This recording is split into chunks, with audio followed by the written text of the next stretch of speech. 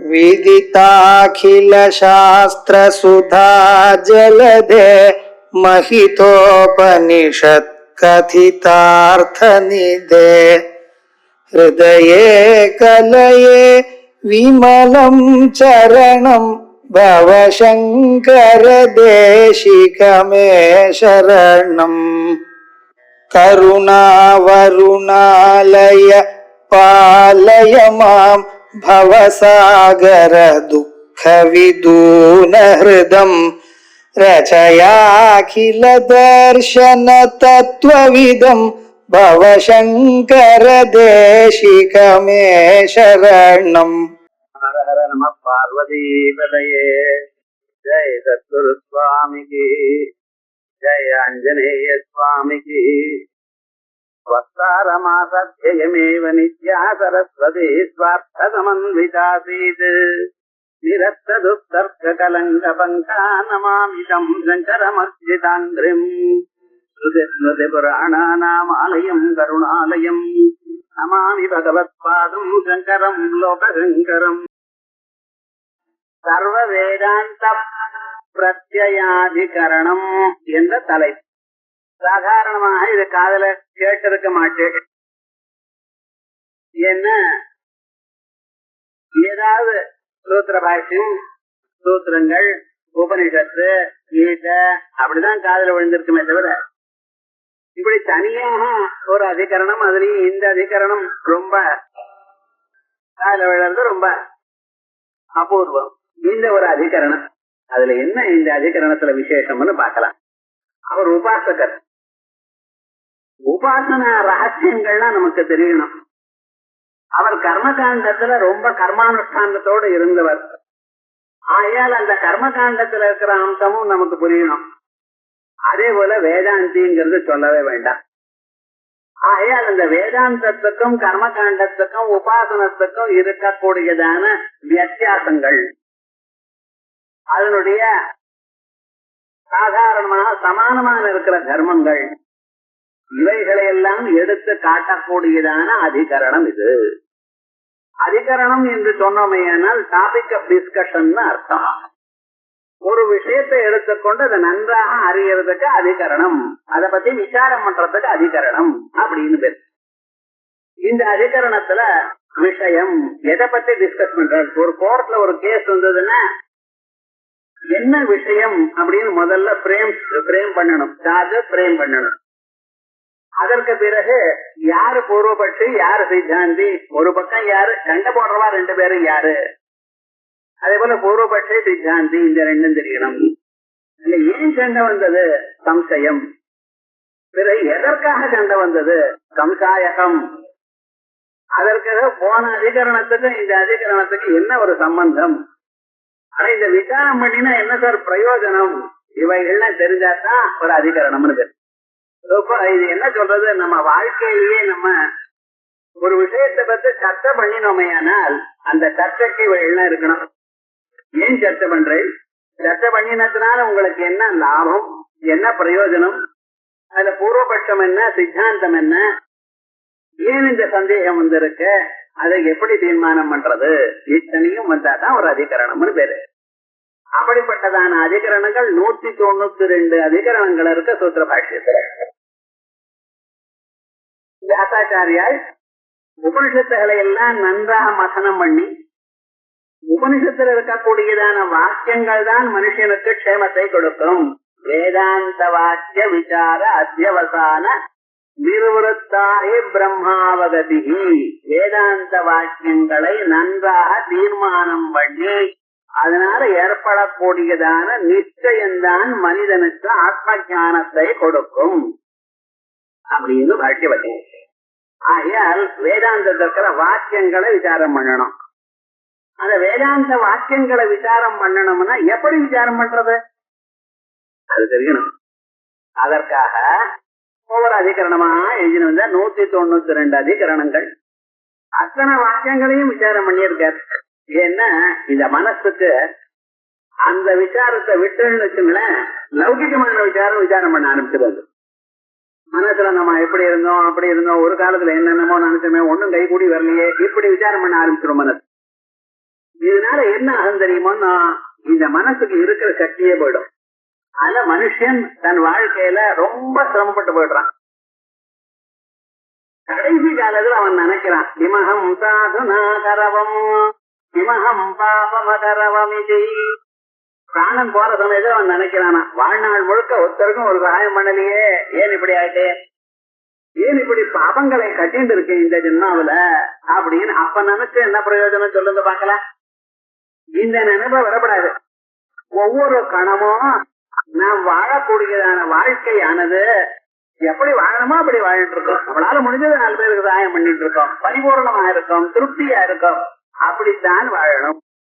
அதற்கு என்ன வழி? இந்த வேதாந்த வாக்கியங்களை விசாரம் பண்றது. இந்த வேதாந்த வாக்கியங்களை விசாரம் பண்றதுன்னு சொன்னா என்ன சார், பொழுதுபோக்குற ஒரு ஜபம் பண்ணினா க்ஷேமமே, ஒரு பூஜை பண்ணினா நல்லதாச்ச, கணவன் சங்கீர்த்திய கேசவம் பகவானுடைய பஜனை பண்ணினாலே போருமே, அதானே வசத்தே அப்படின்னு சொல்றா. நீங்க ஏதோ விசாரம்னு பண்ணிட்டு இருக்கல அப்படின்னு சொல்லலாம். நீங்க சொல்றதெல்லாம் ரைட்டு, கனவு சங்கீர்த்திய கேசவம் ரைட்டு தான். கிருதயுகத்துல தியானம் பண்றது, திரேதாயுகத்துல யாகம் பண்றது, இவள்தான் வசத்தி தர்மம். கலியுகத்துல பகவான் நாமஸ்மரணம் தான் ரைட்டு. யாருக்கு யாரால விசாரம் பண்ண முடியாதோ அவளு, யாரு விசாரம் பண்ண முடியுமோ விசாரத்தினால்தான் மோட்சமானது வரும். விசாரம் பண்ண முடியாதவா அவ சாதாரணமாக அவளுடைய மனசானது லோகத்தில் ஈடுபட்டு போயிடும்.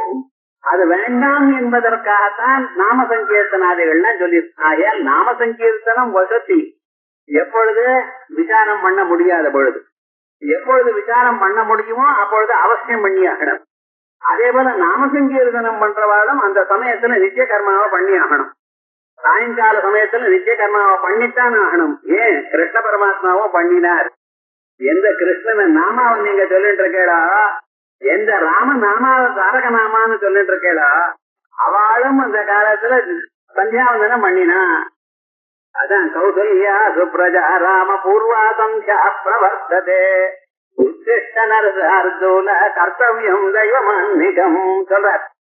ஏன் நரசார்தோலா ராமனை எழுந்துக்கோங்கிறார். காலமே 4:30 விஸ்வாமித்திரர். ஏன்னா கர்த்தவியம் தெய்வமான்மிகம், காலமுறை சந்தியாவந்தனம் பண்ணணுங்கிறார். நான் என்ன ராமநாச்சன், நான் அவதார புருஷன், வைகுண்டத்துல உங்களை பண்ணணும் நான் சொல்லல. பூலோகத்துல பிறந்த இடம்னா பிறந்தாச்சுன்னா அந்த சமயம் வந்தா பண்ணித்தான் ஆகணும். நான் பஜனை பண்றேன், நாமசங்கீர்த்தனம் பண்றேன், நடக்காது. ஆகையால் அப்படி விசேஷமாக இருக்கக்கூடியதான நித்திய கர்மா, நைமித்திக கர்மா, உபாசனா மார்க்கங்கள் இவைகளுக்கெல்லாம் உயர்ந்ததாக இருக்கக்கூடியதான இந்த விசாரமானது இங்க சொல்லப்பட்டிருக்கு. அந்த விசாரத்துல வேதாந்த வாக்கியங்கள்லாம் விசாரம் பண்ணி சர்வத்திர எல்லா வாக்கியங்களும் பிரம்மத்தைத்தான் சொல்றது அப்படின்னு தீர்மானம் ஆயிடுது. பிரம்மத்தினுடைய தத்துவம் முதல் அத்தியாயத்துல சொல்லிப்போம்.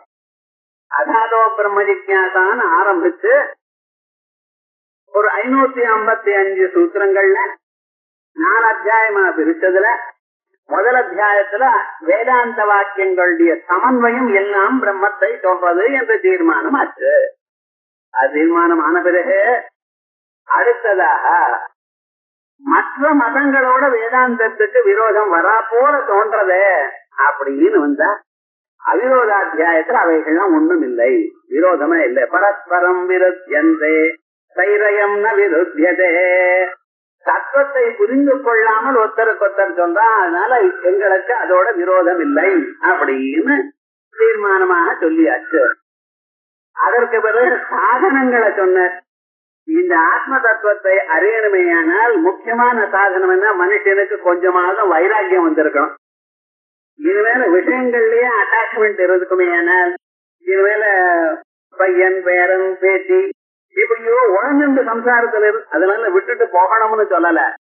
அதுல வீட்டுல இருந்தாலோ அதோட சம்பந்தப்படாமல் இருங்க. அவளுக்கு என்ன சகாயம் பண்ணுமோ சகாயம் பண்ணி தனிமையாக தனித்து நிக்கணும், ஈசிச்சுக்கப்படாது அப்படிங்கிற அளவுக்கு கொஞ்சம் சொல்லி ஓரளவுக்கு வைராக்கியத்தையும் வரணும் என்பதற்காக பஞ்சாக்னி விஜயங்கள்லாம் சொல்லி பிறகு நம்ம சரீரத்துல நமக்கு வைராக்கியம் வரணும். அதுக்கு வேண்டியதாக இந்த சரீரம் எப்படி உண்டாச்சு, பிரபஞ்சம் எப்படி உண்டாச்சு, இதுக்கு உங்களுக்கும் ஆத்மாவுக்கும் என்ன சம்பந்தம், இவைகள்லாம் சொல்லி முடிச்சது. இப்படி 3ஆம் அத்தியாயம் 2 பாதங்கள் வரைக்கும் ஆயிடுது. அதற்கு பிறகு உபாசனா மார்க்கத்துக்கும் இதுக்கு என்ன வித்தியாசம், அது கொஞ்சம் முக்கியமாக வேண்டியது. உபாசனையானது எல்லோரும் பண்ணிட்டு இருக்கோம், நம்ம பண்றது இல்லையே நம்ம நினைக்கிறோம். காலம்பருந்து நீங்க சந்தியாவந்தனம் பண்ணும் பொழுது என்ன சொல்லு, பிராதசந்தியாம் உபாசிஷ்யேதான் சொல்லு. பிராதசந்தியாம் கரிஷ்யேன்னு சொல்லலையே, ஏன் உபாசிஷ்யேன்னு சொல்லுன்ற? சந்தியாவந்தனமும் உபாசனை தான். இத உபாசனைங்கிற தத்துவமானது நன்றாக புரியணும். உபாசனம்னா என்னது, முதல்ல உபாசனம்ங்கிற பதத்துக்கு அர்த்தம் தெரியணும். உபாசனம்னா என்னது அப்படின்னு சொன்னா, உப சமீபே ஆசனம். எந்த பகவான தியானம் பண்றீங்களோ அந்த பகவான் சமீபத்திலேயே உங்க மனசை நிறுத்துறது. ஆகையால் நாம அம்பாளை உபாசனை பண்றோம், கிருஷ்ணனை உபாசனை பண்றோம், சுப்பிரமணிய சுவாமியை உபாசனை பண்றோம், யாரையாவது உபாசனை பண்ணுங்க. அதுல வித்தியாசம் இல்லை, இருக்கிற தத்துவம் ஒண்ணுதான். ஒரு தத்துவம் அநேக மூர்த்திகளை அநேக உருவங்களை அடைஞ்சிருக்கு. ஆகையால் எந்த உபாசனமாவதும் தாங்கள் பண்ணலாம். அதுலயும் காரியோபாசனமும் பண்ணலாம், காரணோபாசனம் பண்ணலாம். உருவம் உள்ளதான உபாசனமும் பண்ணலாம், உருவம் அற்றதான ஒரு ஸ்வரூபத்தையும் தாங்கள் உபாசனம் பண்ணலாம். சம்புத்திஞ்ச விநாசஞ்ச யஸ்தத்வேதோ பயஜஸ்ஸஹ விநாசேன மிருத்யம் தீர்த்வா அசம்பூத்யா அமிர்தமஸ்வதே அப்படின்னு உருவம் இருக்கக்கூடியதான பொருளையும் நீங்க உபாசிக்கலாம். சதுர்புஜே கந்தகலாவதந்தே இப்படி உபாசனம் பண்ணுங்க. இல்ல அருணாம் கருணாதனங்கிதாட்சியம் அப்படின்னு எங்க பார்த்தாலும் அருண கிரண ஜாலை, எங்க பார்த்தாலும் சிவந்ததான கிரணங்களோட இருக்கக்கூடியதான ஆகாசம்னு உபாசனை பண்ணுங்க. எனக்கு அதெல்லாம் ஒண்ணும் இல்லை, எப்படியாவது உபாசனை பண்ணுங்க. ஆனா உங்க மனசு ஓரிடத்துல நிக்கணும். இதையே சாஸ்திரம் சொல்லும் பொழுது விஜாதீய பிரத்யய அனந்தரிக சஜாதீய பிரத்யய பிரவாக, வேறொரு எண்ணமும் குறுக்கிடாமல் எடுத்துக்கொண்டதான எண்ணம் மட்டும் எப்பொழுதும் வந்து கொண்டிருக்கோ அதற்குத்தான் உபாசனம் என்று பெயர் அப்படிங்கிறது. இப்படிப்பட்டதான உபாசனம் உங்களுக்கு என்னமா உபயோகப்படுகிறது அப்படின்னு பார்த்தேன்னா, இந்த மனச ஒரு முனையாக நிக்கிறதுக்கு உபயோகப்படுறது. உபாசனங்கள் எல்லாம் எங்க போய் நிக்கப்படுறது, மனசு ஒரு முனையாக அசையாம உபயோகப்படுறது. அப்படி அசையாம மனசு இருக்குமையானால் அந்த பிரதிபிம்பம் ஆத்ம பிரதிபிம்பம் நமக்கு நன்றாக தோணுகிறது. இது உபனிஷத்தியே திருஷ்யதே தோ அக்ரேயா புத்தியா சூக்ஷ்மயா சூக்ஷ்ம திருஷ்டி விதர்சிபி அப்படின்னு கட்டோபனிஷத்து. கூர்மையான ஒரு புத்தியோட நம்ம வேதாந்தத்தை கேட்டோம்னா அது அப்படியே நன்னா இறங்கும். அந்த கூர்மையான புத்தி இல்லையே நமக்கு. கிளாஸ்ல வந்து பார்த்தோம்னா ஸ்டவ்ல ஏதாவது வச்சுட்டு வந்தோமா, வீடு பூட்டினோமா இல்லையா, யாருக்காவது டெலிபோன் பண்ணுன்னு சொன்னாரே பதில் சொன்னோமா இல்லையா, அதுல குழந்தைகள் பார்த்துப்பாளா இல்லையா, இப்படின்னு 1000 வரத்தான் வரும். அப்படி வரலேன்னா நீங்க மனுஷால் இல்லையேன்னு அர்த்தம்.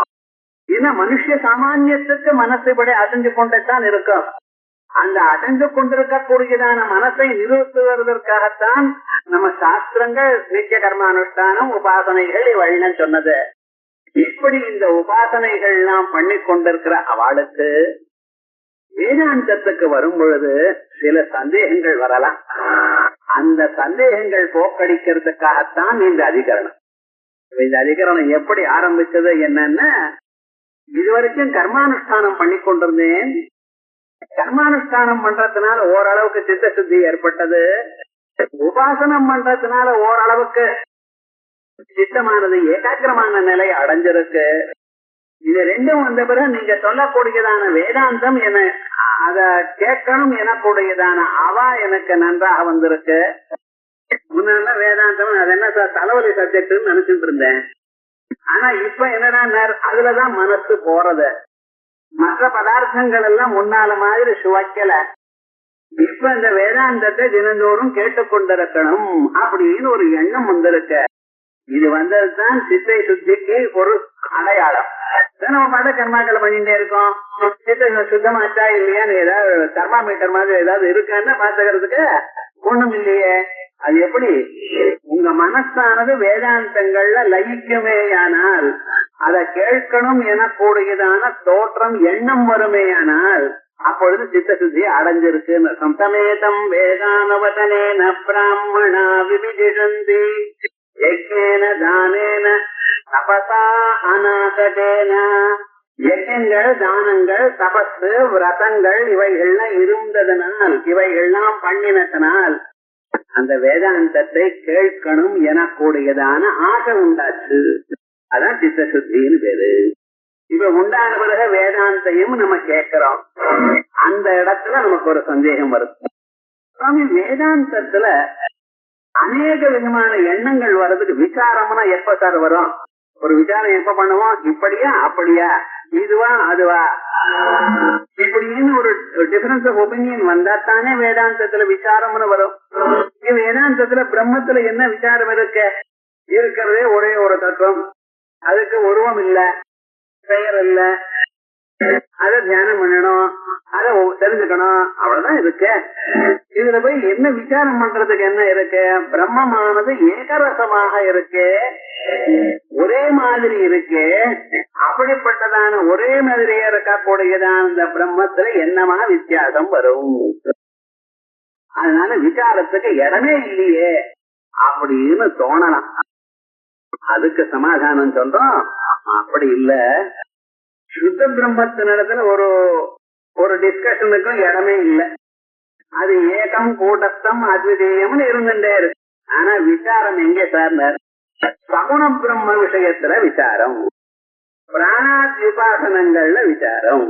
உபனிஷத்துகள்ல பார்த்தேனால் பிரம்மமானது சகுணமாகவும் நிர்குணமாகவும் சொல்லும், உருவத்துடனும் உருவம் இல்லாமலும், குணங்களோட சேர்ந்தும் குணங்கள் இல்லாமலும், நிஷ்கலம் நிஷ்கிரியம் சாந்தம் நிரவத்தியம் நிரஞ்சனம், அப்படி சில வாக்கியங்கள் இருக்கு. மனோமய பிராண சரீர ஆரோப அபஹதபாத்மா விஜரோ விமிருத்யோ, இப்படி சில வாக்கியங்கள் இருக்கு. சத்திய காமஹா, நினைச்சதெல்லாம் பண்ணிடுவார். சத்திய சங்கல்பா, இப்படி எல்லாம் சொல்லு. சர்வஜா சர்வசக்தி, இப்படி சில வாக்கியங்கள் இருக்கு. அவர் ஒண்ணும் இல்ல, அறிவு ரூபமா இருக்கார், ஜோதி ஸ்வரூபமா இருக்கான்னு சில வாக்கியங்கள் சொல்றது. இப்ப இதுவா அதுவா? பிரம்ம விஷயத்துல ஒரு சந்தேகத்துக்கு இடமே இல்லை. ஆனா சகுண பிரம்ம விஷயத்துல நமக்கு இப்படி பண்ணணுமா அப்படி பண்ணணுமா எனக்கூடியதான வித்தியாசங்கள் எண்ணங்கள் வரலாம். அதே போலயே அநேக உபாசனங்கள்ல பிராணாதி உபாசனங்கள் அங்கெங்கே சொல்லி இருக்கு உபனிஷத்துகள்ல. பிராணோபாசனம் பண்ணுங்க, ஓங்காரோபாசனம் பண்ணுங்க, வைஸ்வானரோபாசனம் பண்ணுங்க, தஹரோபாசனம் பண்ணுங்கன்னு. இது இந்த வைஸ்வானரோபாசனம் தான் விராட் உபாசனம். விஸ்வம் விஷ்ணர்வஷட்கார பூதபவ்ய பவத் பிரபுன்னு சொல்றா இல்லையா, அந்த விராட் உபாசனம். சஹஸ்ரசீருஷா புருட சஹஸ்ராட்ச சஹஸ்ரபாத் அப்படின்னு நீங்க எதை உபாசனம் பண்ணிட்டு இருக்கா, அது வைஸ்வானரோபாசனம். தஹரோபாசனம்னு சொல்றேன், அதான் அம்பாளுடைய உபாசனம். தஹரா காதரூபிணி. உபநிஷத்துல இருக்கிற உபாசனங்கள் நம்ம வாழ்க்கையில இருக்கக்கூடியதான உபாசனங்கள். இது 32 உபாசனங்கள்னு தீர்மானம் பண்ணியிருக்கேன். உபநிஷத்துல இருந்து கொண்டு இப்ப அனுஷ்டானத்துல இருக்கிற உபாசனங்கள் 32 உபாசனங்கள் இருக்கான். இந்த 32 உபாசனங்களையும் 32 தீட்சைகளாக லலிதா சஹஸ்ரநாமத்துல சொல்லியிருக்கேன். அந்த அம்பாளுடைய பல்வரிசையை சொல்லும் பொழுது விசேஷமாக அந்த பல்வரிசையை இப்படி இருக்கு அப்படின்னு சொல்லியிருக்கு. அது இருக்கட்டும். இப்படி இந்த உபாசனங்கள்ல சகுணோபாசனம் பிராணோபாசனம் இவைகள்லாம் இங்க இருக்கு. இவைகள்ல ஒவ்வொரு உபனிஷத்துலயும் ஒரு மாதிரி சொல்ற சார். ஆகையால் இந்த கர்ம பேதமானது கர்ம மற்றும் உபாசனங்கள் கர்மாக்கள் மாதிரி உபாசனங்கள்லயும் பேதம் இருக்கு. அந்த பேதங்கள்ல அந்த உபாசனங்கள்லாம் மாறுமா மாறாதா? சாந்தோக்கிய உபநிடத்துல ஒரு மாதிரி இருக்கு, பிரதாரண்யக உபநிடத்துல ஒரு மாதிரி இருக்கு. நாம உபாசனை பண்ணோம்னா எதை பண்றதுன்னா, நீர் யாருன்னு நான் சுக்ர எதிர்வேதின்னு எதிர்வேதின்னு அவன் பண்றான், அல்லது ருக்வேதின்னா என்ன சாந்தோக்கிய சாமவேதத்துல ஒரு மாதிரி சொல்றது, எதிர்வேதத்துல ஒரு மாதிரி சொல்றது. நானும் ருக்வேதி, நான் பண்ணணும் எதை பண்றது எப்படி பண்றது அது வருமா வராத. சாதாரணமான கர்மாவிலேயே நாளைக்கு உபாகர்மா ருக்வேதிகளுக்கு ஒரு நாள், எதிர்வேதிகளுக்கு ஒரு நாள். எதிர்வேதிகள்லாம் என்ன சொல்லிட்டு இருக்கா, பௌர்ணமி இருக்கணும் சார், அவிட்ட நட்சத்திரம் இருக்கணும்ங்கிற அவ, ஏன்னா ஆவணி ஆவிட்டம்ங்கிற. ருக்வேதிகளா இருக்கணும் சிரவணமா இருக்கணும் அப்படிங்கிறா. இது ரைட்டா அது ரைட்டா, நான் நீங்க இப்படி பண்ணுங்க நான் அப்படி பண்ணுங்கிறேன். ஆனா என்னடா இதுல ரெண்டும் ஒரே மாதிரி இருக்கணும்னு எப்படி பண்றது? இது போல சந்தேகங்கள் வர்றதுக்கு நிறைய சான்ஸ் அவைகள்லாம் தீர்மானம் பண்றதுக்கு தான் இந்த அதிகரணம். ஆகையால் முதல்ல ஞாபகம் வச்சுக்கணும், சுத்த பிரம்மத்தை பத்தி நம்ம பேசலை. சுத்த பிரம்மத்துல வித்தியாசம் இல்லை. சுத்த பிரம்மம் ஒரே மாதிரி தான் இருக்கு, அது ஏகரசம். ஆனால் உபாசனா பிரக்கிரியில உபனிஷத்துல சொல்லி இருக்கக்கூடியதான உபாசனங்கள்ல வைஸ்வானர உபாசனம், தஹரோபாசனம், பிராணோபாசனம், ஓங்கார உபாசனம். ஓங்கார உபாசனம் பாருங்க, கட்டோபனிடத்துல சர்வே வேதாயத் பதமாமனந்தி அவாம்சி சர்வாணி ஜயத்வதந்தி யதிச்சந்தோ பிரம்மஜர்யம் சரந்தி சத்தே பதம் சங்கிரஹேண பிரவீமி ஓம் இத்யேதது அப்படின்னு ஓம்னு சுத்த பிரம்மமாக சொல்லிருக்கு ஓங்காரத்தை. பிரஸ்னோபனிடத்துல பரஞ்சா பரஞ்சயதோங்காரா அப்படின்னு பரமாத்மாவையும் ஓங்காரத்தினால குறிக்கலாம், அபரமாக இருக்கிற ஹிரண்ய கர்ப்பாதிகளும் சகுணத்தையும் ஓங்காரமா குறிக்கலாங்கிறது. முண்டகோபனிடத்தில் வரும் பொழுது பிரணவோ தனஸ்வரோத்மா பிரம்மதல்லட்சிய முச்சதே அப்படின்னு ஓங்காரமானது வில்லாகவும் அதுக்குள்ள இருக்கக்கூடியதான அம்பானது உங்க மனசாகவும் அதை அழிக்க வேண்டியதான இடம் பரமாத்மாவாகவும் இப்படி சொல்லியிருக்கு. ஒவ்வொரு சாந்தோக்கியம் அப்படின்னு ஆரம்பிக்கும். இப்படி ஓங்கார உபாசனத்தை ஒவ்வொரு உபநிடத்தும் ஒவ்வொரு மாதிரி இருக்கு இப்படி சொல்றது. இதுல எதை பண்ணணும் எதை பண்ணக்கூடாது, எதனுடைய ஸ்வரூபம் ரைட்டு, இப்படி எல்லாம் சந்தேகங்கள் வரத்தானே வரும். இந்த சந்தேகங்களை சொல்றதுக்காக தீர்மானம் பண்றதுக்காக நமக்கு இந்த உபநிடத்தை சொல்லியிருக்கு. இதுல முன்னால கொஞ்சம் நம்ம பார்ப்போம். பூர்வ மீமாம்சையில என்ன பண்ணிருக்கா, சில பதார்த்தங்கள் இருந்தா அதாவது வெவ்வேறுன்னு தீர்மானம், இந்த கர்மா வேறு அந்த கர்மா வேறு அப்படின்னு சிலது தீர்மானம் பண்ணியிருக்காங்க. ஏன்னா நமக்கு சில சந்தேகங்கள் வரும். வைஸ்வானர வித்தியானது சாந்தோக்கியத்துல ஒரு மாதிரி சொல்லியிருக்கு, பிரதாரண்யத்துல ஒரு மாதிரி சொல்லியிருக்கு. எங்க சொல்லியிருக்கு, எப்படி சொல்லியிருக்கு, மூர்த்தாதி சுபகாந்தம், இந்த முகத்துல மட்டும் பகவான் மகாவிஷ்ணுவ தியானம் பண்ணணும். அகிர் மூர்த்தா சற்றுஷி சந்திரதூர்யவ் விசக்ரோத்ரே வாக்விவர்தாச்ச வேதா அப்படின்னு ஒரு திரைலோக்கிய சரீரமாக உபாசனம் பண்ணுங்க. ஓ பாதோ யஸ்யனாபிர்வயதனது அப்படின்னு சொல்றது இங்க என்ன சார், அவர் என்னுடைய முகத்துல தியானம் பண்ணணுமா இல்ல பூமியிலிருந்து ஆகாசம் வரைக்கும் இருக்கக்கூடியதான உருவம் இருக்காருன்னு தியானம் பண்ண சொல்றேடா? இப்படி ஒரு உபநிஷம் சொல்றது அப்படி ஒரு உபநிஷம் சொல்றது, நான் என்ன பண்றது சொல்லுங்க பாக்கலாம் இப்படின்னு ஒரு சந்தேகம் வருது. அப்ப அந்த அது வேற உபாசனம் இது வேற உபாசனம் அப்படின்னு சொல்லலாமா? இல்ல ஒரு உபாசனம் தானா? இதான் முக்கியமா. அதுல எவ்வளவு நம்ம என்னமோ ஒண்ணுமே இல்ல சப்ஜெக்ட் மேட்டர் நினைச்சோம், சில வித்தியாசங்கள் இருக்கு. இத பூர்வ மீமாம்சையில சாகாந்தராதிகரண நியாயம்னு அதிகரணம்னு ஒண்ணு அங்க டிஸ்கஸ் பண்ணிருக்க. நாம ரூப கர்ம விசேஷ புனருக்தி நிந்தா அசக்தி சமாப்தி வச்சன அந்நியார்த்த தர்சனம் அப்படின்னு ஒரு 9 அந்த 9 அம்சங்கள் இருக்குமேயானால் கர்மாக்கள் வேறுபட்டு போயிடும் அப்படின்னு சொல்ற சார். இப்ப பாருங்க, ஒரு இடத்துல அதைஷ ஜோதி அதைஷ சர்வ ஜோதி ஏதேன சஹஸ்ர தட்சிணேன யஜேதா மீமாம்சையில அதைஷ ஜோதி. கிருஷ்ண எதிர்வேதத்துல இப்படி ஒரு வாக்கியம் இருக்கு. பிராமணத்துல எதிர்வேதத்துல பிராமணத்துல இருக்குன்னு சொன்னா பிராமணமும் சமீதையும் கலந்தா இருக்கு. ஆனா அத நம்ம அப்படி சொல்லிட்டு இருக்கோம் பிராமணம்னு ப்ரோஸ் போர்ஷன்ல. அதைஷ ஜோதி அதைஷ சர்வ ஜோதிரேதேன சஹஸ்ர தட்சிணேன யஜேதா அப்படின்னு இருக்கு. அதேஷ ஜோதிங்கிறது ஜோதிஷ்டோம யாகம், அதேஷ சர்வ ஜோதின்னு இருக்கு, அது ஒரு யாகம். இந்த 2 யாகங்கள் ஒண்ணுதானே வெவ்வேறையா சார்? சார் இதுக்கும் ஜோதின்னு பேரு அதுக்கும் ஜோதின்னு பேரு ஒரு மாதிரி தானே இருக்கு. ஆனா அந்த ஜோதிஷ்டோம யாகத்துல 1000 ரூபாய் தட்சிணை கொடுங்க அப்படின்னு இந்த வாக்கியம் சொல்றது. அதேஷ சர்வ ஜோதி ஏதேன சஹஸ்ர தட்சிணேன யஜேதா அப்படின்னு சொல்றது. ஆகையால் ஒரு யாகம் தான் அப்படின்னு பூர்வபட்சம் பண்ணினா அப்படி இல்ல சார். அதைஷ ஜோதி முடிஞ்சு போயிடுது.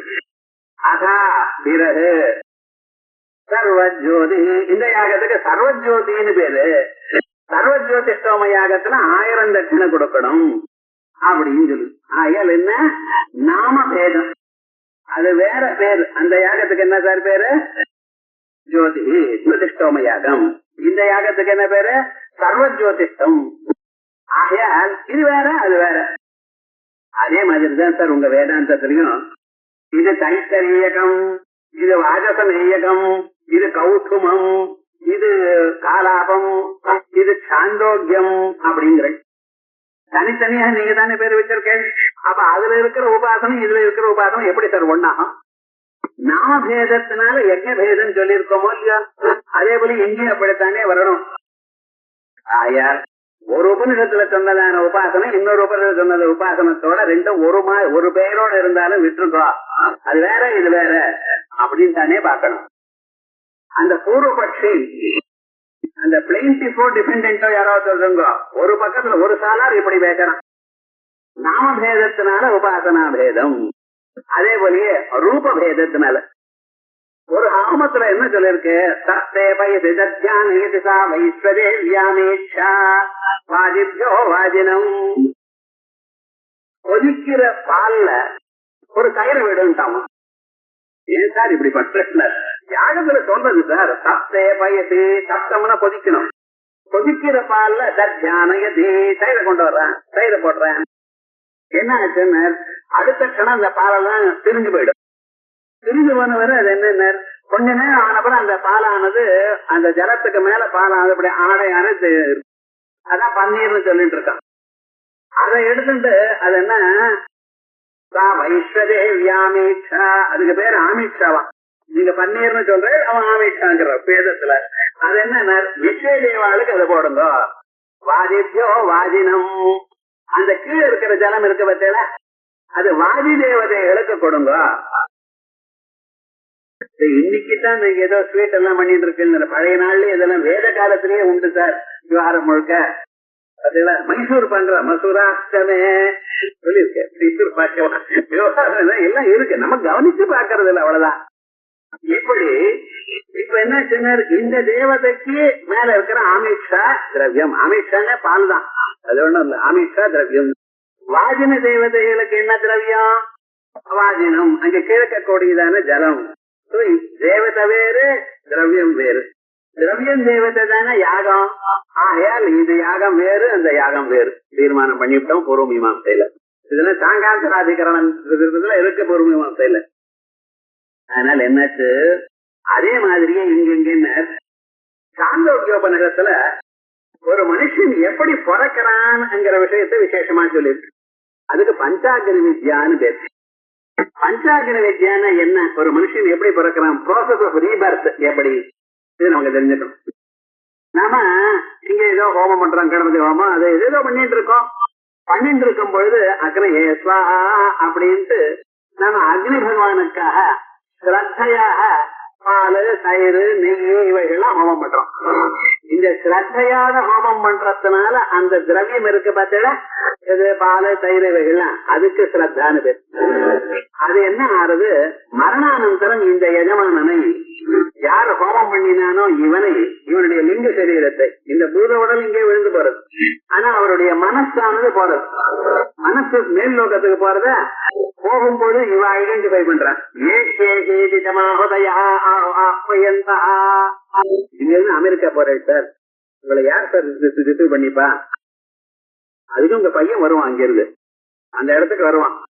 பையன் இல்லைன்னா ஆபீஸ் வேலையை போனேன்னா ஆபீஸ்ல இருந்து அவன் வருவான். கம்ப பிடிச்சிட்டு நிப்பான். இப்படி உங்க பேரை வச்சுண்டு, அவன் பேர் இல்ல உங்க பேரை வச்சுண்டு அவன் நிப்பான்.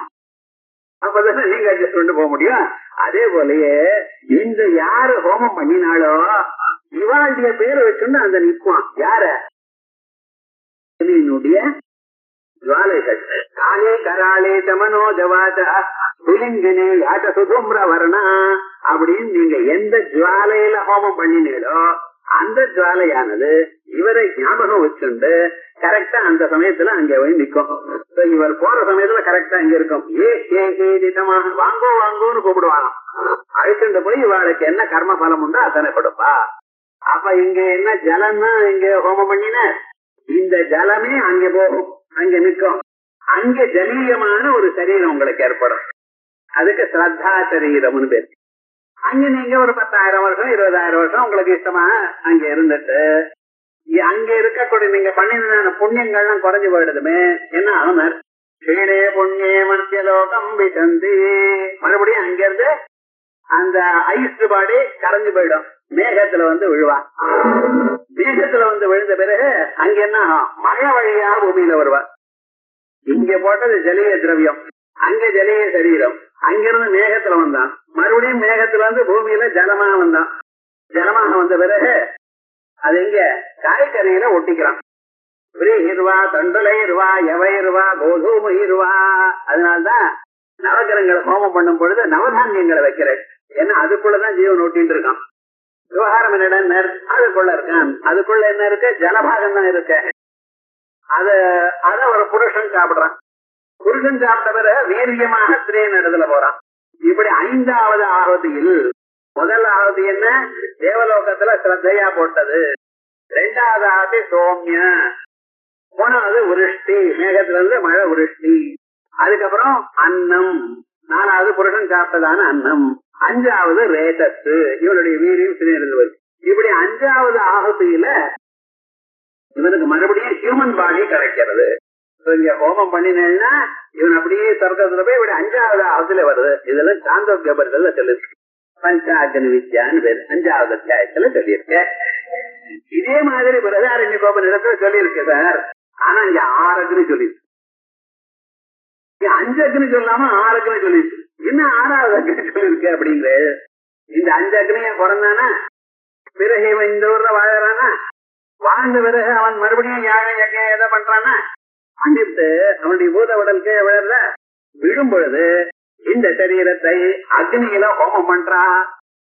அதோ ஸ்வர்காய லோகாய ஸ்வாஹா அப்படிங்கிற மந்திரம் நான் அச்சான்யமா அந்த மந்திரங்கள்லாம் சொல்லுங்கிறல உபநிஷத்துல இருக்கு சார் விவகாரம் முழுக்க இந்த சரீரம் ஸ்வர்க லோகத்துக்காகட்டும் அப்படின்னு சொல்லி அந்த அக்னியில தினந்தோறும் கல்யாணம் ஆன பிறகு இவன் திரேதா அக்னி வச்சுக்கணும் அந்த உபாசனா அக்னியில இந்த சரீரத்தை பூர்ணாவதி பண்றா இது என்ன சார் அது 6வது அக்னி சொல்லியிருக்கு சாந்தோக்கியத்துல எத்தனை அக்னி சொல்லியிருக்கு 5 அக்னி சொல்லியிருக்கு பிரதாரணிகத்துல என்ன சொல்லியிருக்கு 6 அக்னி சொல்லியிருக்கு ரூப பேதம் இருக்கோ இல்லையா ரூப பேதம் இருந்தால் வாஜின யாகம் வேறு ஆமேக்ஷா யாகம் வேறுன்னு சொன்னேன்னா அதே ரூல்ல பார்த்தல ஒரு இடத்துல ஒரு தீர்மானம் ஆச்சுன்னா அந்த நியாயத்தை இங்க கொண்டு வந்து யோசனை பண்ண சூத்திர பாஷ்யம்னா என்ன கேஸ்லா மாதிரி அந்த கேஸ்ல அந்த கோர்ட்ல ஜஸ்ட் பண்ணிருக்கா சார் அதை இங்க அப்ளை பண்ணுங்கிறோம் என்ன பண்றது பஞ்சாக்னி வித்யா வேற பிரதாரண்யத்துல பஞ்சாக்னி வித்யா வேற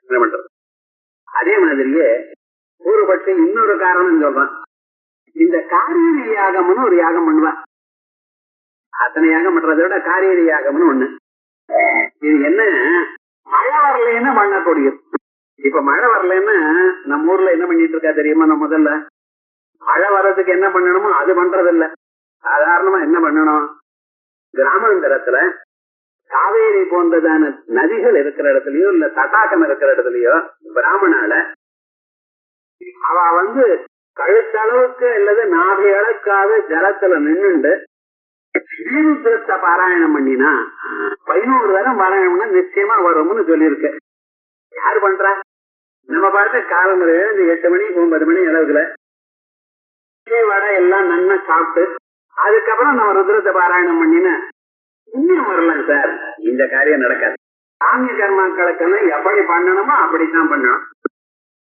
அது பர்ஃபெக்டா அப்படி பண்ணினாதான் பலம் வரும் எப்படி பண்ணினாலும் சொன்னதனுடைய பலம் உண்டு ஆனா இது வராது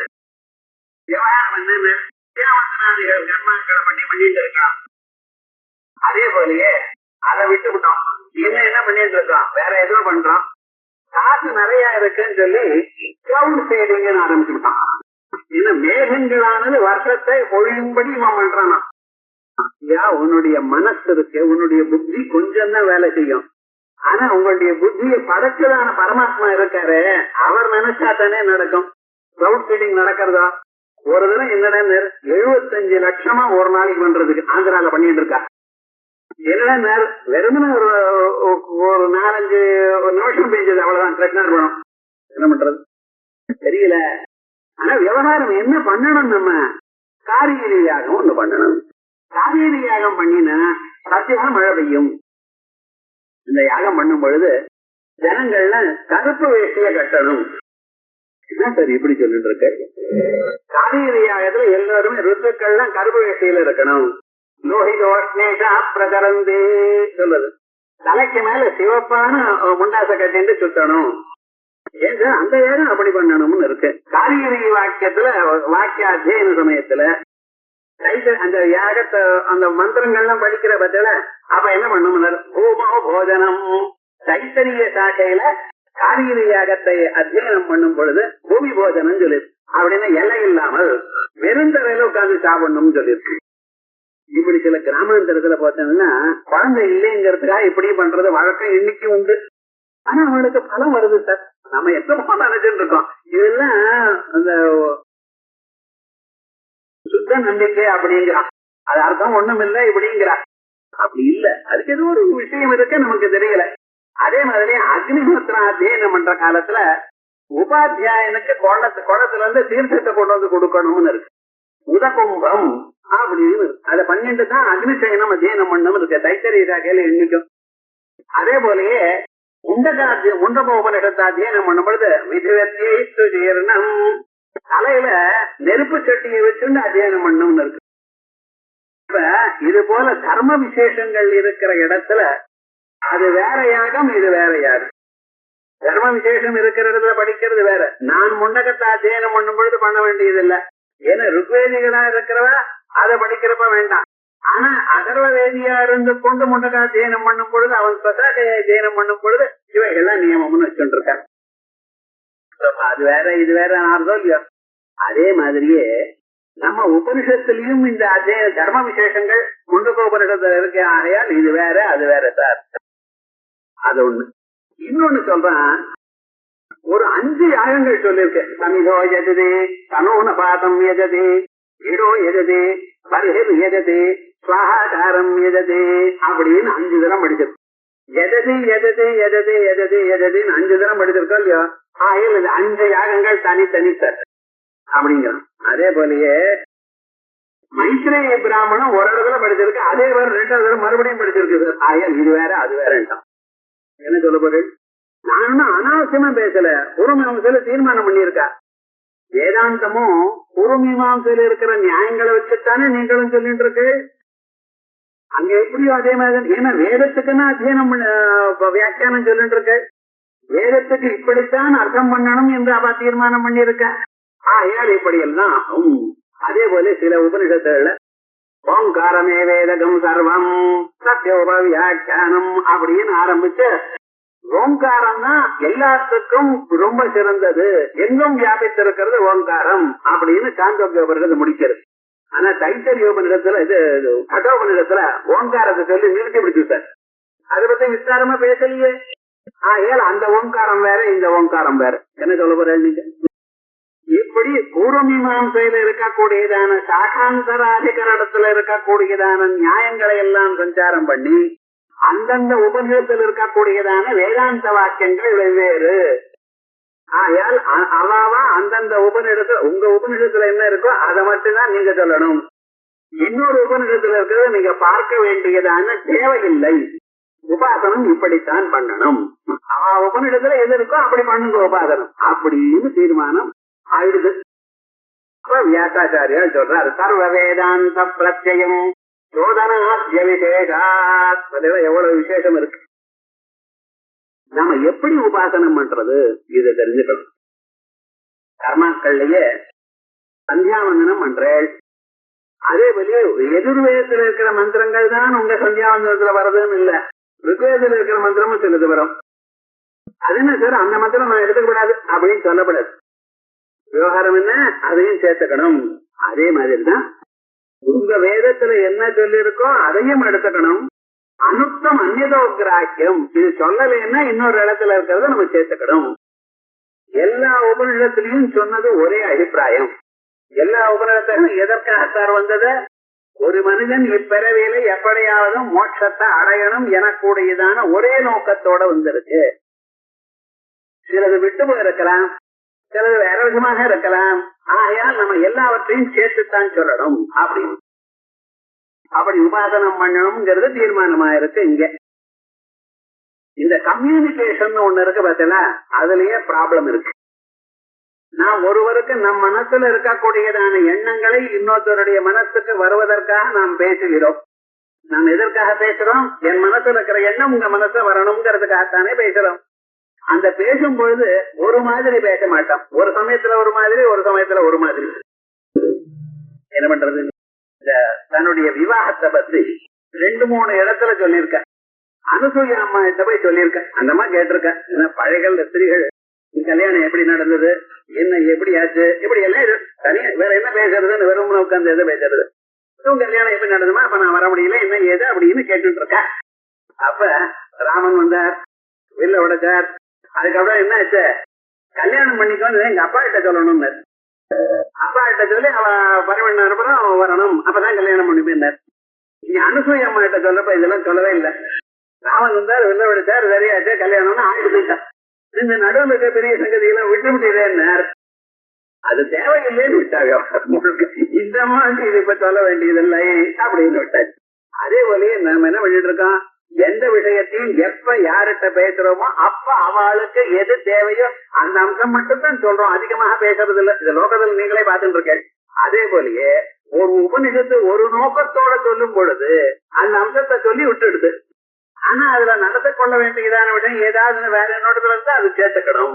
அதனால்தான் சர்வ வேதாந்த பிரத்யம், எல்லா வேதாந்தங்களிலும் வரக்கூடியதான உபாசனா ஞானம் சோதனாத்ய விசேஷாத், எல்லாமும் உங்களுக்கு சித்த சுத்தி வரணும், ஏகாகிரத வரணும் எனக்கூடியதான ஒரு எண்ணத்தினால வந்ததுனால் எல்லாமும் ஒண்ணுதான்.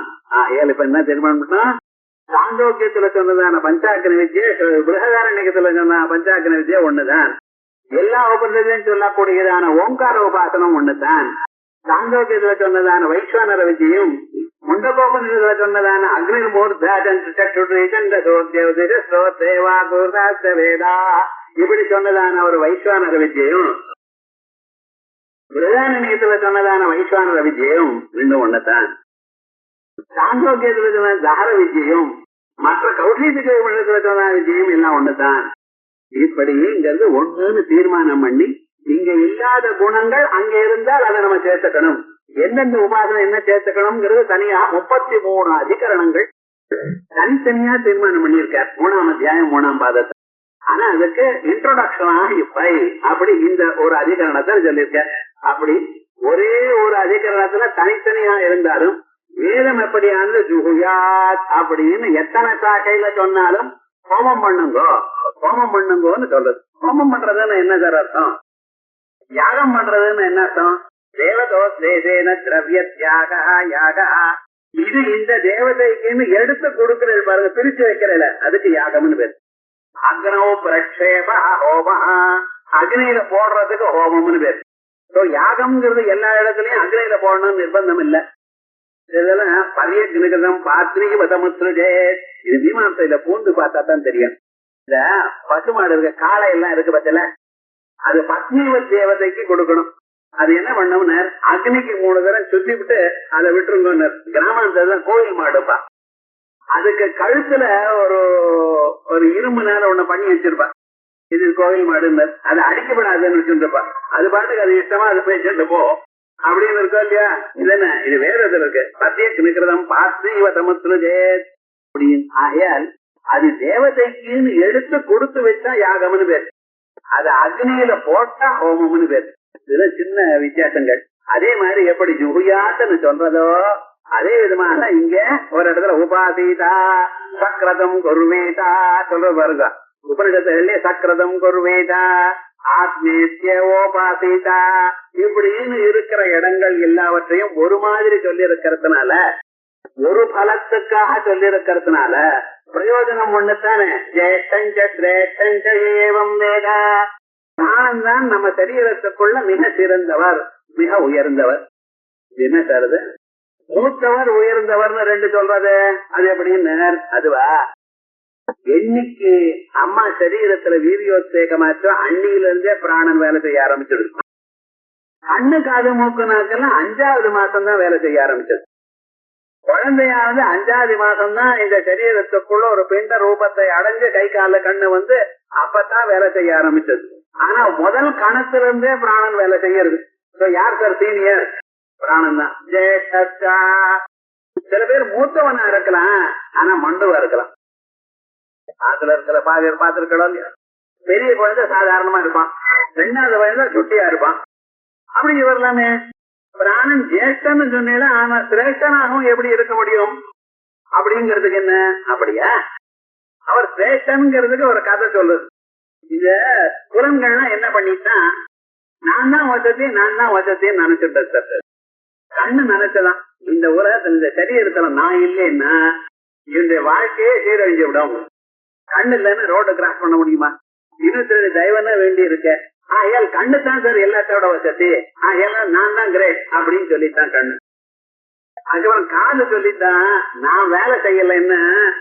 மனுஷன் வாழ்நாள் முழுக்க டவுட் தான் சார். யாரு எதை பேசினானா என்ன வையறான்னு நினைக்கிறாமா. உங்களை வையறதுனா அவனுக்கு வேலை. ஆனா என்னடா காது கேட்காதவனுக்கு யாரு எதை பேசினாலும் ஒரு சந்தேகம், அவனை பத்தி தான் பேசுறாளோன்னு.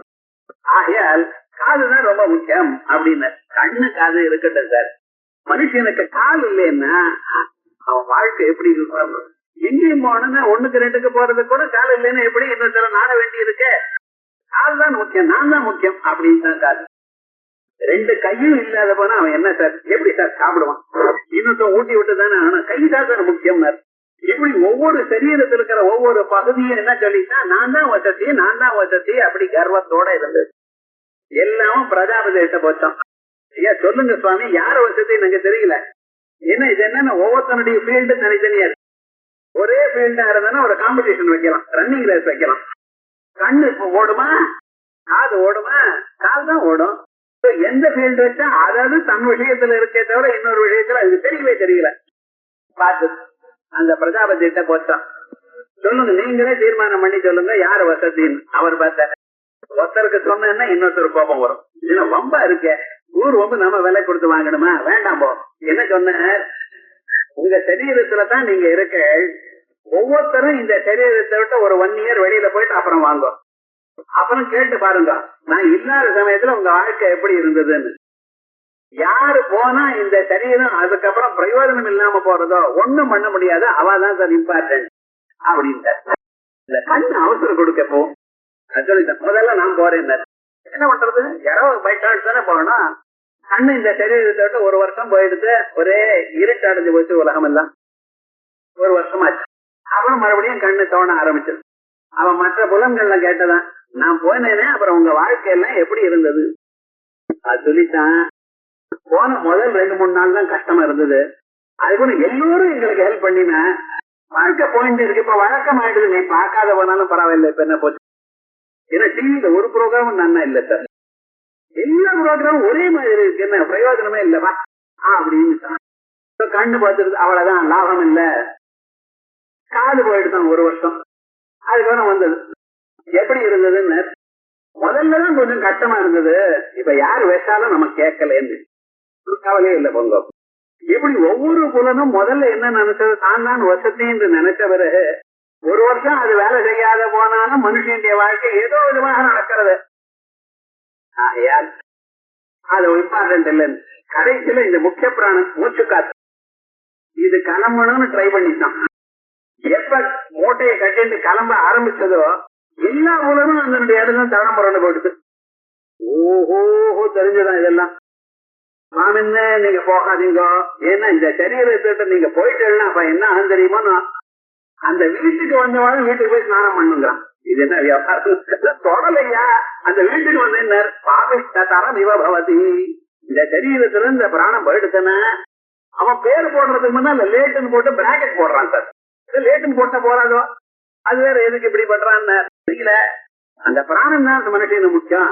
உயிரோட இருக்கிறப்ப பிரம்மஸ்ரீ, உயிர் போன பிறகு லேட், அங்க ஸ்ரீ கூட போட மாட்டேங்க. விவகாரம் என்ன ஆச்சுன்னு அவன் இந்த சரீரத்துக்குள்ள இருக்கிற யாரு பிராணம் தான் முக்கியம். அதுக்கு உபனிஷத்தை சொல்றது, உயிரோட இருக்கிறப்ப அப்பாவை எதிர்த்து பேசினான் பையன். ஏதோ ஒரு வேலை கோபம் வந்தது. பாப்பா நீ அப்படின்னு பக்கத்துல இருக்காதுன்னு சொன்னாரா, இனிமேல் அவரோட சேராதீங்க, ஏன் அப்பாவை எதிர்த்து பேசுறான் அப்படின்னு வச்சாராம். அதே அப்பா கொஞ்ச நாள் அப்புறம் பிராணம் விட்டார். அவரை காட்டுக்கு கொண்டு போய் நெருப்புல போட்டு எரிச்சு, அப்ப சரீரம் மேல வந்தாலும் அதை தடிக்கம்பால அழிச்சு அது நல்லா எரியும்படி பண்ணினானும். முன்னால வெறும் ஒரு வார்த்தை தான் கோபம் வந்து வார்த்தை பேசினேன் சார். அப்ப எல்லாரும் இவன் மாத்திரா பித்திரான்னா. இப்ப என்னடா சொன்னார், அவர் எரிச்சு அவரை அடிச்சு என்ன பண்ணினா இப்ப என்ன சொன்னார், சொல்லிட்ட கைக்கு தங்க மோதிரம் ஒரு மாதிரி ஒண்ணு. இப்ப என்ன சொல்லிட்டு இருக்க, இப்ப யாருக்கு முக்கியம், அப்பா முக்கியமா அப்பா சரீரத்துக்கு பிராணன் முக்கியமா? பிராணம் தான் முக்கியம். இப்ப பிராணன் என்னாச்சு, சிரேஷ்டம். இது தெரிஞ்சவாளுக்கு உபாசனம் பண்ணினவாளுக்கு அவளுடைய வம்சத்தில் இருக்கிறவா எல்லோருக்கும் இவன் மூத்தவனாகவும் இவன் உயர்ந்தவனாகவும் ஆகிறான். அப்புறம் ஒரு உபநிஷம் சொல்லியிருக்கு, சார் உயர்ந்தவனா இருக்கலாம் சார், நல்ல குணமா இருக்கலாம் சார், ஆனா அவளுக்கு எல்லாரோட மூத்தவனா இவன் எப்படி இருக்க முடியும்? என்ன இவனுக்கு முன்னால பிறந்தவன் இருக்காள, நம்ம மூத்தவனா ஆகணும்னு நீங்க நினைச்சு பண்ண முடியாது சார். நீங்க நினைச்சு என்ன பண்ணலாம்னா நல்ல குணங்களா வரவழைச்சுக்கலாம். ஆனா மூத்தவன நீங்க இனிமேல் ஆக முடியாது, ஏன்னா உங்களுக்கு முன்னால சில பேர் பிறந்துட்டால. அப்ப எப்படின்னு மூத்தவனா இருக்கிறவன் என்ன பண்ணுமா, எல்லோருக்கும் ஆபத்துல சகாயம் பண்ணுவான். அதானே தெளிவா என்ன பண்ணுவா, சின்ன வாழ்க்கை ஏதாவது கஷ்டம் வந்தா ஏதாவது பணமோ அதை இது கொடுத்து சகாயம் பண்ணுவான். அதே மாதிரியே இவன் சின்னவனா இருந்த போதிலும் எல்லோருக்கும் சகாயம் பண்ணக்கூடியதான தகுதியை பெறுவான். நல்ல குணங்களும் இருக்கும், எல்லோருக்கும் சகாயம் பண்ணக்கூடியதான நிலை இருக்கும். அப்படின்னு ஜேஷ்டன் பவதே அப்படின்னு சொல்லுது. அதே மாதிரி எந்த உபநிடத்துல சொன்னாலும் சொல்லக்கூடியதான பிரயோஜனமும் சொல்லக்கூடியதான அம்சமும் ஒன்றாக இருக்கிறதுனால் பஞ்சாக்னி வித்தியோ வைஸ்வானர வித்தியோ எந்த உபநிடத்துல எப்படி சொன்னாலும் ஒரே மாதிரி தான். ஆகையால் எல்லா உபநிடத்தில் சொன்னதையும் சேர்த்து நம்ம உபாசிக்கணும். வேதாந்தங்களையும் இது போல உபாசனங்கள் தசோபனிடத்துல இருக்கிறதும், தசோபனிடத்தை விட்டு ஸ்வேதாஸ்வதரம் ருசுமதாபினி அதுபோல உபநிடத்துல இருக்குமே, ஆனால் அதையும் பார்த்து அறிந்து கொள்ளணும். இது ஒரு சூத்திரம் ஆயிடுச்சு. அடுத்தது வேதான்னேதி ஜென்ன ஏகத்யாமபி. சுவாமி இப்படி வெவ்வேறையா இருக்கு, வேதம் இருக்கு. இங்க 5 அக்னி சொல்லி இருக்கு, 6 அக்னி சொல்லி இருக்கு. இங்க ஒரு மாதிரி சொல்லி இருக்கு, அங்க ஒரு மாதிரி சொல்லி இருக்கு. சரியா இல்லையா? பிராண சம்பாதத்துல சிரேஷ்டமான அக்னியை விட 4 வாக் சற்று ஸ்ரோத்திரம் மனஹான்னு சாந்தோக்கியம் சொல்றது. பிரதான நேரத்துல இதை விட ரேட்டஸ்ன்னு இன்னொன்னு சொல்றது. ஆகையால் வித்தியாசங்கள் இருக்க, டிஃபரன்ஸ் இருக்கும் பொழுது எப்படி ஒன்னாக முடியும் அப்படி கேட்ட, இந்த டிஃபரன்ஸ் வஸ்துதா இல்லை. அது நமக்கு என்ன சொல்றது, அனுவாதம். 5 அக்னி தான் நம்ம தெரிஞ்சுக்க வேண்டியது. ஒரு மனுஷன் எப்படி பிறக்கிறான் என்பதற்கு பஞ்சாக்னி வித்தியை சொல்லிருக்கு. அந்த பஞ்சாக்னி வித்தியை ஆனப்பறம் அவன் பிறந்த பிறகு அவன் எப்படி சரீரத்தை விடுறான், அப்புறம் என்ன ஆகுறதுன்னு இன்சிடென்டலா சிலது சொல்லியிருக்கு. அது இந்த உபாசனத்துக்குள்ள அந்தர்கதமாகலை. ஆயால் அதை அறிந்து கொண்ட அந்த வித்தியாசம் இருந்ததுனால ஒன்னும் வித்தியாசம் இல்லை. அதிராத்திரம்னு ஒரு யாகம், அதுல சோடசின்னு ஒரு பாத்திரம். அந்த பாத்திரத்தை எடுத்து ஜலத்தை தெளிக்கலாம், தெளிக்காமலும் போலாம். அது என்ன, தெளிச்சாலும் தெளிக்காத போறாலும் சொர்க்கம் ஒண்ணுதான். ஆனா சில கோத்திரத்துல பிறந்தவாளுக்கு அது பண்ணுங்கன்னு சொல்லியிருக்கு. அதனால அது ஒண்ணும் பெரிய வித்தியாசமாகாது.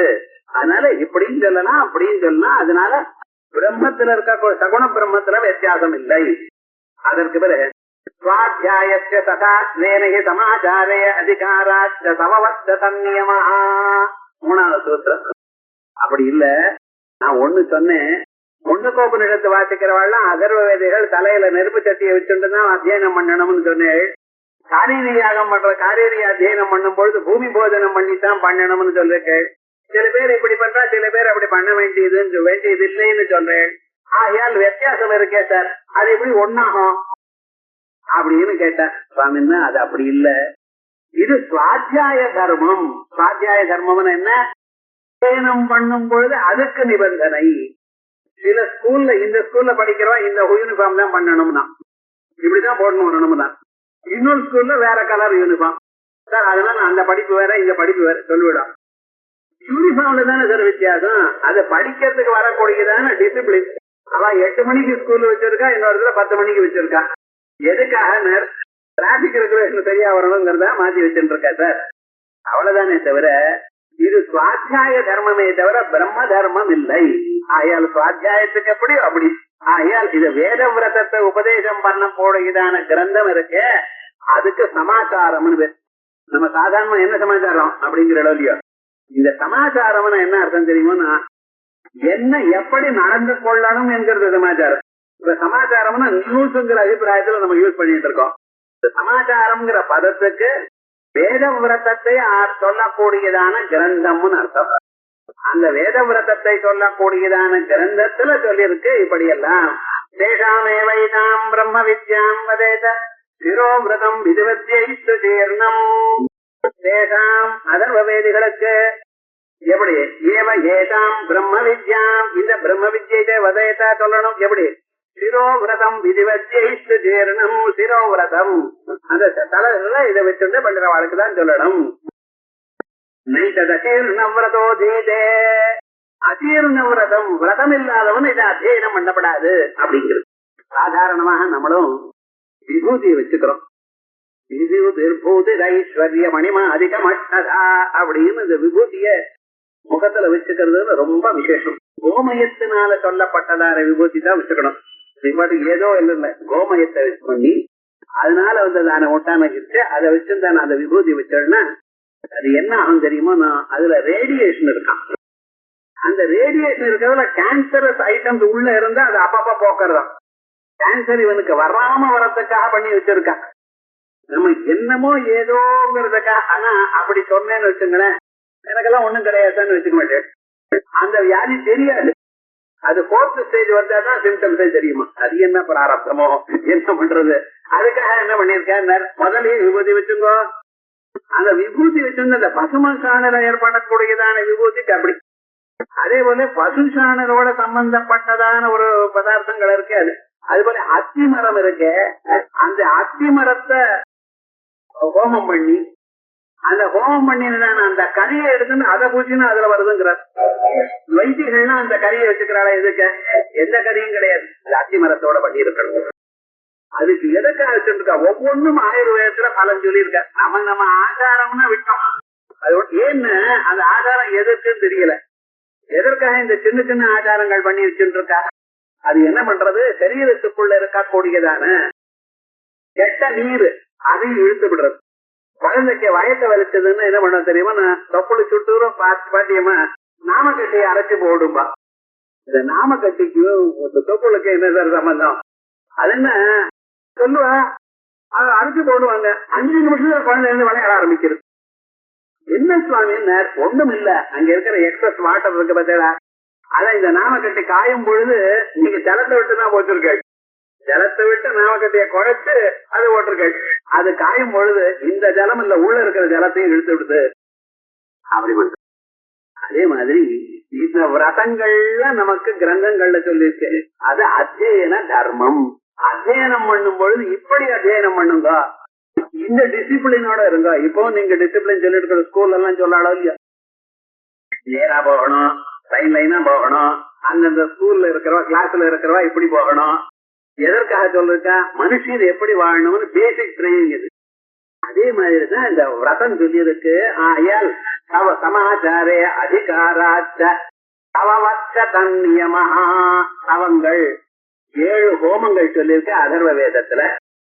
தவங்கள்னு பேரு. சௌரிய ஹோமத்துல இருந்து சதவுதர ஹோம பரியந்தம். இதுல சாதாரணமா ஹோமம்லாம் எதுல சார் பண்ணணும்? திரேதாகினியில பண்ணணும். ஆகவனீயம்னு பேர்.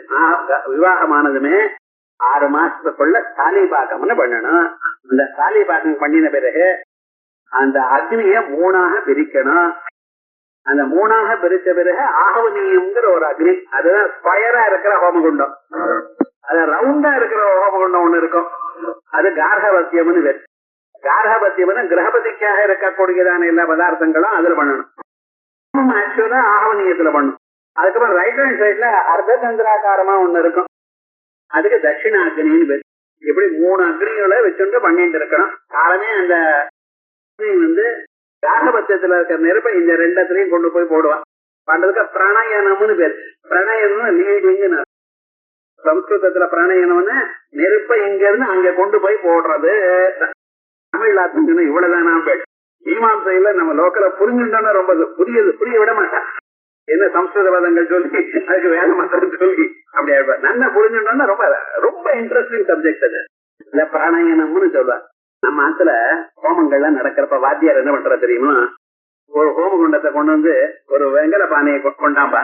வெங்கல பானையில ஆத்துல இருக்காரு, ஸ்வீட் தும்பு தான் கொடுப்பா மாமி. என்ன பண்றது, அதுல அரிசியை போட்டு அதை கொதிக்க வச்சு அதுக்கப்புறம் அன்னத்தை பண்ணி அந்த அன்னத்தை ஹோமம் பண்றதுன்னு வச்சுட்டு இருக்கோம்.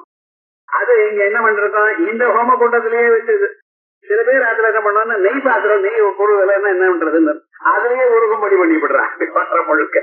இதெல்லாம் காரபத்தி ஆக்கினையில் தான் பண்ணணும். ஆகோனி ஆக்கினையில ஹோமம் பண்ணணும். இந்த காரபத்தியம் ஆகவனியம் தட்சிண ஆக்கினை 3 அக்னிகள் இருக்க. இதுக்கு என்ன பேரு, திரேதா அக்னின்னு பேரு. ஆனா அதர்வ வேதிகளுக்கு ஏகாக்னி, ஒரே அக்னியில. அந்த ஒரே அக்னியில தான் 7 ஹோமங்கள் பண்ணணும்னு எப்படி சொல்லியிருக்கோ, இது அவளுக்கு மட்டும் ஒரு தர்மமோ மற்றவர்களுக்கு எப்படி தர்மம் இல்லையோ, அதே விதமா நீங்க சொன்னதான தர்மங்கள் எல்லாமே சுவாத்தியாய தர்மமே தவிர பிரம்ம தர்மம் இல்லை. ஆகையால் பிரம்ம தர்மமானது எல்லா உபனிஷத்திலையும் இங்கே சொல்லியிருந்தாலும் இந்த தர்மங்கள் ஒரு மாதிரி தான். ஆகையால் அந்தந்த உபனிஷத்துல சொல்லியிருக்கக்கூடியதான அம்சங்களையும் சேர்த்து அவன் உபாசிக்கணும். இப்படி சகுணோபாசனம் பண்ணினானேயானால் அவனுக்கு சித்த சுத்தி ஏற்பட்டு அவன் அறியாமலேயே வேதாந்தத்தை அவனை கொண்டு வந்து தள்ளிவிடும். நான் வேதாந்தம் கேட்க வேண்டாம் நினைச்சாலும் அந்த பகவான் தானா கொண்டு வந்து நிறுத்தி விடுவார். எனக்கு குரு கிடைக்கலையே நீங்க கவலைப்பட வேண்டாம். தேவ ஸ்ரீகுரு ரூபமேச்ச பகவான் சாட்சாத் ஆவிர்பவேத்வயம். நீங்க சின்சியரா உங்க இஷ்ட தெய்வத்தை பூஜை பண்ணினா போதும் சார். இஷ்ட தெய்வம் யாரும் உங்க இஷ்டம், அதான் இஷ்டம் தானே. கணபதி ஆகலாம், சுப்பிரமணிய சுவாமி ஆகலாம், அம்பாள் ஆகலாம், விஷ்ணு ஆகலாம், கிருஷ்ணன் ஆகலாம், ராமன் ஆகலாம். கிருஷ்ணன்லயே நீராதேவி கிரிதாரின்னா இன்னொரு வேற கிருஷ்ணன் சொல்றார், ராதா கிருஷ்ணாங்கிற. நீங்க எப்படியாவது ருக்மணி கிருஷ்ணனா ராதா கிருஷ்ணனா எது சார் நியாயம்னா, சார் ருக்மணிய கல்யாணம் பண்ணிட்டு இருக்காரு சார், அவரை பண்ணீங்க. இல்ல ராதா கிருஷ்ணன் லவ் பண்றாரு சார். இது ரைட்டா அது ரைட்டா எனக்கு தெரியல.